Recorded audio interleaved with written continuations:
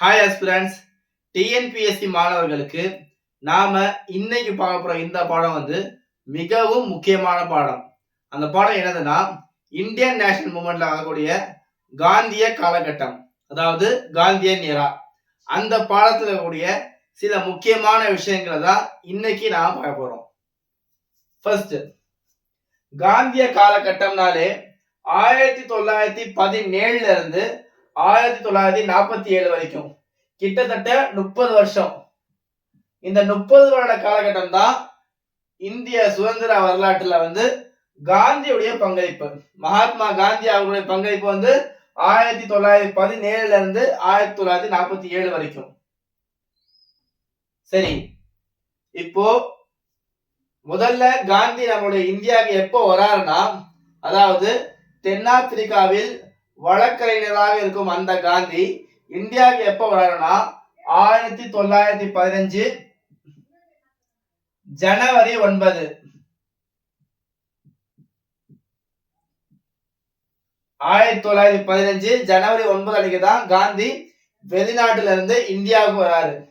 அதனாலதான் நாம இந்த ஜனவரி 9ங்கிற இந்த தினத்தை வெளிநாடு வாழ் இந்தியர்கள் தினம்னு கொண்டாடுறோம். வெளிநாடு வாழ் இந்தியர்கள் தினம் ஜனவரி 9.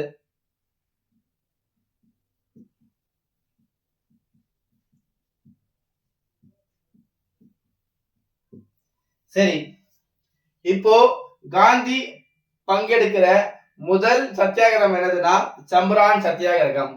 இது எங்க இருக்குன்னா பீகார்ல இருக்கு. சம்பரான் சத்தியாகிரகத்துல காந்தி பங்கேற்கிறாரு. அது என்னதுன்னா, அசல்ல பீகார்ல இருக்கக்கூடிய ஒரு மாவட்டம் சம்பரான்.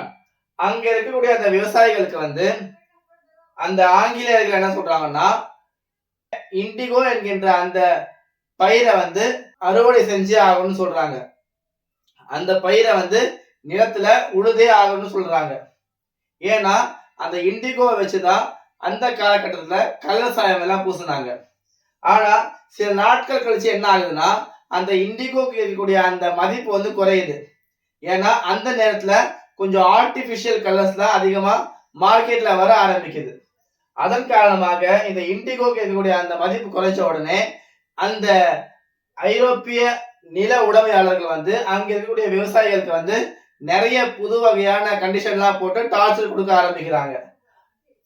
இந்த புது வகையான சட்டங்களுக்கு தான் தீன் ஹாலியா முறைன்னு சொல்லுவாங்க. அதாவது அதுல என்ன சொல்லுவாங்கன்னா, ஒரு நிலம் இருக்குதுன்னா அதுல 20ல 3 பங்கு இண்டிகோ பயிரிடணும். 20ல 3 பங்கு இண்டிகோ பயிரை பயிர் செய்யணும்னு சொல்லிட்டு சட்டம் கொண்டு வராங்க. அதாவது கிட்டத்தட்ட 10க்கு 1.5 பங்கு. ஆனா அந்த விவசாயிகளால இந்த மாதிரி சட்டங்கள் எல்லாம் ஏத்துக்க முடியல. சோ இந்த மாதிரி கொடுமைகள் நடக்கும் பொழுது ராஜ்குமார் சுக்லாங்கிற இந்த நபர் காந்திக்கு அழைப்பு கொடுக்கிறாரு. நீங்களும் வாங்க, இந்த போராட்டத்துல எங்களுக்கு ஒரு நீதியை வாங்கி கொடுங்க சொல்லிட்டு போராட்டத்துக்கு கூப்பிடுறாரு. யார் கூப்பிடுறாருன்னா ராஜ்குமார் சுக்லா. சரி, காந்தி வந்ததுக்கு அப்புறம் ஃபர்ஸ்ட் போராடுறாங்க. இருந்தாலும் நீதி சரியான முறையில கிடைக்கல. அந்த ஆங்கிலேயர்கள்லாம் காந்தியை இந்த இடத்தை விட்டு போக சொல்றாங்க. காந்தி மறுத்த உடனே காந்தியை அரெஸ்ட் பண்ண வராங்க. அந்த நேரத்துல காந்திக்காக குரல் கொடுத்தவங்க இந்த பிரஜ் கிஷோர் பிரசாத், ராஜேந்திர பிரசாத், இந்த 2 நபர்கள் தான். சோ முதல் போராட்டம் சம்பரான் சத்தியாகிரகம் எந்த வருஷம்னா 1917. 15ல காந்தி வராரு, 17ல தான் முதல் போராட்டம் நடக்குது. இரண்டாவது போராட்டம் அகமதாபாத் மில் வேலை நிறுத்தம். இந்த மில்ல வேலை செய்யக்கூடிய அந்த நபர்கள் தங்களுடைய சம்பளத்தை ஏத்துறதுக்காக ஒரு ஸ்ட்ரைக் நடத்துறாங்க. அந்த ஸ்ட்ரைக்ல காந்தியடிகளை அழைக்கிறாங்க. காந்தியடிகளும் வராரு. கடைசியா இந்த ஸ்ட்ரைக்ல 35% சம்பள உயர்வு கிடைக்குது. யாருக்கு? அகமதாபாத் மில்ல வேலை செய்யக்கூடிய அந்த நபர்களுக்கு. இந்த ஸ்ட்ரைக் நடந்த வருஷம் 1918. 1918.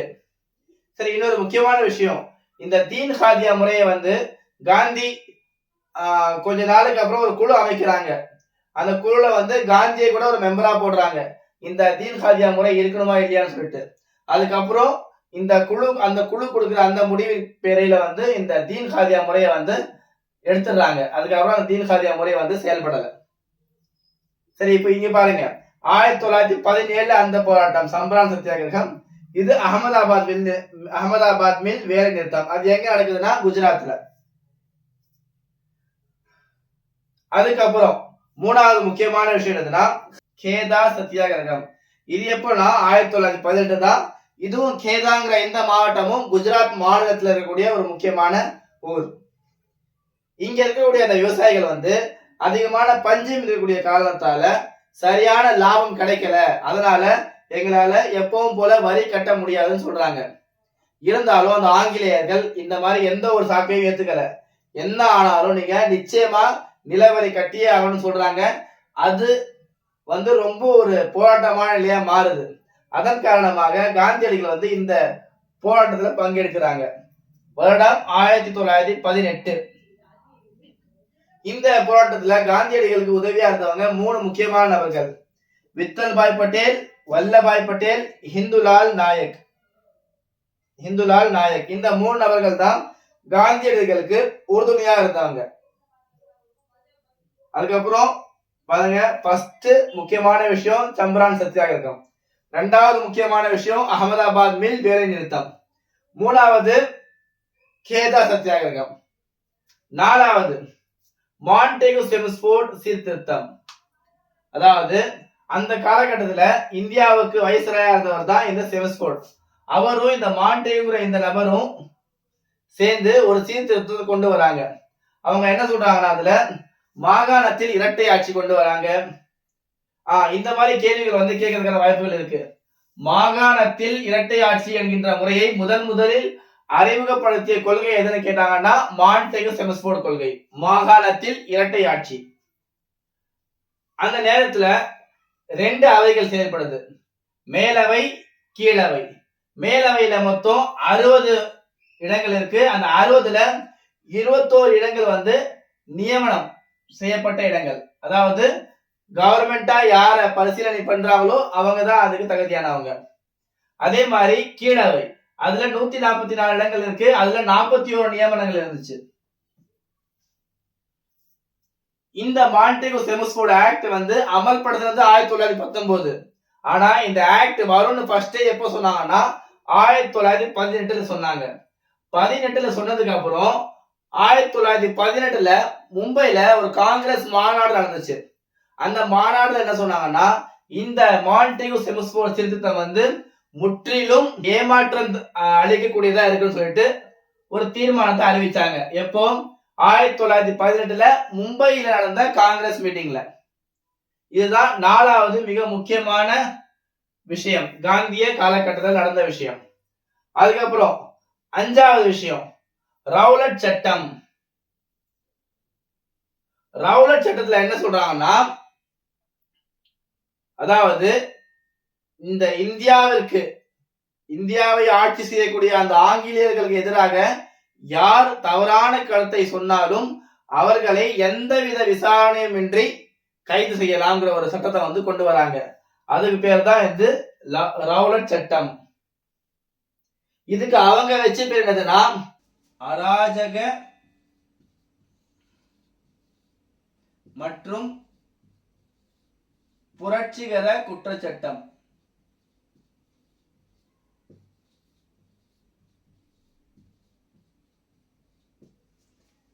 இந்த ரவுலட் ஆக்டுக்கு பிரிட்டிஷ் வச்ச பேர் வந்து அராஜக மற்றும் புரட்சிகர குற்றச்சட்டம். ஆனா இந்தியர்கள் இந்த சட்டத்தை எப்படி சொன்னாங்கன்னா கருப்பு சட்டம்னு சொன்னாங்க. சரி, இந்த ரவுலட் ஆக்டை முதல்ல கருப்பு சட்டம் என்று அழைத்த நபர் யாருன்னா காந்தியடிகள். காந்தி தான் இதை முதல்ல கருப்பு சட்டம்னு சொல்லிட்டு அழைக்கிறாரு. அதுக்கப்புறம் இந்த சட்டத்திற்கு தொடர்பாக இந்த சட்டத்திற்கு அகைன்ஸ்ட்ல வந்து நிறைய போராட்டங்கள் நடக்குது. எங்கன்னா லாகூர்லயும் அமிர்தசரஸ்லயும். அதுக்கப்புறம் அந்த போராட்டத்தில் இருந்த மிக முக்கியமான தலைவர்களை வந்து அந்த ஆங்கிலேயர்கள் கைது செய்யறாங்க. அந்த தலைவர்கள் யாருன்னா டாக்டர் சைஃபுதீன் ஹிஜ்லு, சத்யபால். இந்த 2 பேரையும் வந்து இந்த 2 பேரும் முக்கியமான தலைவர்களா இருக்காங்க. அவங்கள அரெஸ்ட் செய்யறாங்க. அதுக்கப்புறம் அந்த நேரத்துல பைசாகி திருவிழா வந்து வருது. பைசாகிங்கிறது ஒரு பண்டிகை. அந்த காலத்துல இந்தியர்கள் கொண்டாடக்கூடிய ஒரு பண்டிகை அது. அந்த பண்டிகைக்காக மக்கள் கூட்டம் வந்து இந்த ஜாலியன் வாலாபாக்ல வந்து கூடுது. அந்த மக்கள் கூட்டத்துல ஜெனரல் டயர் என்கின்ற இந்த ஒரு கொடுங்கோல் நபர் தான் என்ன பண்றாருன்னா 13 ஏப்ரல் 1919 அன்னைக்கு ஒரு மிகப்பெரிய படுகொலையை வந்து அரங்கேற்றாரு. அதுக்கு பேர் தான் ஜாலியன் வாலாபாக் படுகொலை. ஜாலியன் வாலாபாக் படுகொலை. இந்த மிகப்பெரிய படுகொலையில வந்து ஏறத்தாழ பிரிட்டிஷ் அறிக்கை என்ன சொல்லுதுன்னா 379 பேர் வந்து இறக்குறாங்கன்னு சொல்றாங்க. பிரிட்டிஷ் 379 பேர் 379. ஆனா ஆதாரபூர்வமான இந்திய அறிக்கைகள் என்ன சொல்லுதுன்னா 1000க்கும் மேற்பட்ட நபர்கள் வந்து இந்த படுகொலையில வந்து இறந்தாங்கன்னு சொல்றாங்க. சரி, இந்த படுகொலைக்கு அப்புறம் 2 முக்கியமான தலைவர்கள் தங்களுடைய 2 முக்கியமான பட்டங்களை வந்து ஆங்கிலேயர்களுக்கே திருப்பி கொடுக்குறாங்க. ஃபர்ஸ்ட் ஒன் யாருன்னா மகாத்மா காந்தி. அவர் என்ன செய்யறாருன்னா அவருக்கு இந்த ஆங்கிலேயர்கள் கைசரே ஹிந்துங்கிற ஒரு பட்டத்தை கொடுக்குறாங்க. அந்த பட்டத்தை காந்தி திருப்பி கொடுக்கிறாரு. கைசரே ஹிந்துங்கிற அந்த பட்டத்தை காந்தி திருப்பி கொடுக்கிறாரு. அதே மாதிரி ரவீந்திரநாத் தாகூருக்கு வந்து நைட்ஹுட்ங்கிற ஒரு பட்டத்தை கொடுக்குறாங்க. அதாவது வீர திருமகன்கிற ஒரு பட்டத்தை கொடுக்குறாங்க. அந்த பட்டத்தை ரவீந்திரநாத் தாகூர் வந்து திருப்பி கொடுத்துறாரு. ஆக ரவீந்திரநாத் தாகூர் வந்து நைட்ஹுட் பட்டத்தையும் மகாத்மா காந்தி கைசரே ஹிந்த் என்கின்ற பட்டத்தையும் திருப்பி கொடுக்கிறார்கள். எப்போனா இந்த ஜாலியன் வாலாபாக் படுகொலை நடந்ததுக்கு அப்புறம். அதுக்கப்புறம் ஏராளமான போராட்டங்கள் இந்தியா முழுக்க நடக்குது. அந்த போராட்டங்கள் தொடர்ச்சியா நடக்குது. ஆங்கிலேயர் மேல இந்தியர்களுக்கு ஒரு மிகப்பெரிய வெறுப்பு வந்து வர ஆரம்பிக்குது. இதை புரிஞ்சுக்கிட்ட அந்த ஆங்கிலேயர்கள் ஒரு கண் துடைப்பிற்காக ஒரு குழுவை வந்து அமைக்கிறாங்க. அந்த குழுக்கு பேர் தான் ஹண்டர் குழு. எப்போனா 1919. அந்த ஹண்டர் குழுல அந்த மிகப்பெரிய அந்த படுகொலை நடக்கிறதுக்கான காரணம் என்ன, தவறு யார் மேலன்னு சொல்லி கண்டுபிடிக்கிறாங்க. யார் மேல தவறுனா ஜெனரல் டயர் மேல தான். அந்த ஜெனரல் டயருக்கு இந்த ஹண்டர் குழு கொடுத்த நீதி என்னதுன்னா பதவி நீக்கம் செய்யறாங்க. வெறும் பதவியை மட்டும் நீக்கம் செஞ்சுட்டு அவரை அமைச்சிடுறாங்க. எங்க அவங்களுடைய சொந்த ஊருக்கு அமைச்சிடுறாங்க. அங்க போனா இந்த ஜெனரல் டயருக்கு வந்து ஏராளமான மரியாதைகள் செய்யப்படுது. கிட்டத்தட்ட 12,000 பவுண்ட் வந்து பரிசா கொடுக்கறாங்க அங்க இருக்கக்கூடிய மக்கள். இன்னும் ஒரு வீர வாளை வந்து இவருக்கு பரிசா கொடுக்கறாங்க. இன்னும் என்ன சொல்றாங்கன்னா அந்த மக்கள் ஆங்கிலேயர்களுடைய ஆட்சியை இந்தியாவில் காத்தவர் என்று புகழ்ந்து தள்ளுறாங்க. யார? இந்த ஜெனரல் டயரை. இதையெல்லாம் பார்த்த இந்தியர்களுக்கு ஆங்கிலேயர் மேல இருந்த எல்லா நம்பிக்கையும் போயிடுச்சு. சோ அதுக்கப்புறம் தான் எல்லா இந்தியர்களும் சுதந்திர போராட்டத்துல அதிகமா கலந்துக்க ஆரம்பிக்கிறாங்க. சரி, இந்த ஜெனரல் டயர் வந்து அங்க போறான் இல்லையா, அந்த ஜெனரல் டயர் யாரால் சுட்டு வீழ்த்தப்படுகிறார் என்று பார்த்தால் உத்தம் சிங். உத்தம் சிங்குங்கிற இந்த நபர் வந்து 1940 மார்ச் 30 1940 மார்ச் 30 அன்னைக்கு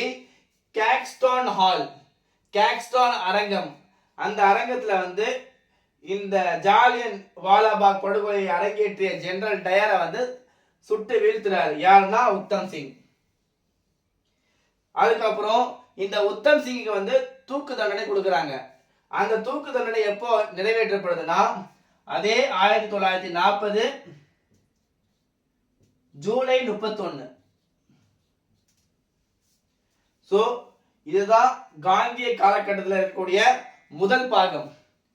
2 அல்லது 3 பாகங்கள் வரும் வெறும் இந்த காந்திய காலகட்டத்தில் மட்டும். ஏன்னா காந்திய காலகட்டத்தை பேஸ் பண்ணி தான் நம்மளுடைய கடைசி காலகட்ட இந்திய சுதந்திர அந்த இயக்கம் வந்து நடைபெறும். சோ அதால வந்து இன்னொரு 2 பார்ட்ல காந்திய காலகட்டத்தை வந்து முடிச்சிடலாம். இந்த வீடியோ உங்களுக்கு பிடிச்சிருந்துச்சுன்னா லைக் பண்ணுங்க. உங்களுடைய ஃப்ரெண்ட்ஸ் அல்லது ஃபேமிலி மெம்பர்ஸ்ல யாராச்சும் டிஎன்பிஎஸ்சி ப்ரிப்பேர் பண்றாங்கன்னா அவங்களுக்கு இந்த வீடியோ ஷேர் பண்ணுங்க. பாய்.